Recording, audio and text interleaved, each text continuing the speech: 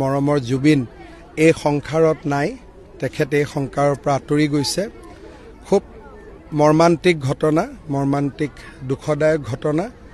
আজি আমি বিজেপি দলে আজি গধূলিও আমি নিৰ্বাচনী প্ৰচাৰ নকৰোঁ।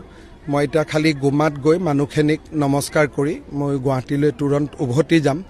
তেখেতৰ সৎকাৰ বা কি ধৰণে আমি তেখেতক আনো, গোটেই কথাবিলাক গুৱাহাটীত গৈ আমি আলোচনা কৰিম।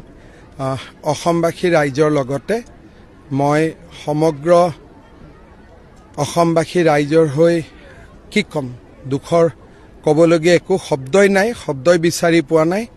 এটা মৰ্মান্তিক ঘটনা, জাতিৰ অপূৰণীয় ক্ষতি, জাতিৰ এটা অমূল্য সম্পদ আমি হেৰুৱাই পেলালোঁ। মই মৰিলে এইটো গানে বাজিব কিন্তু। So this song is so important for you, for me, for everyone.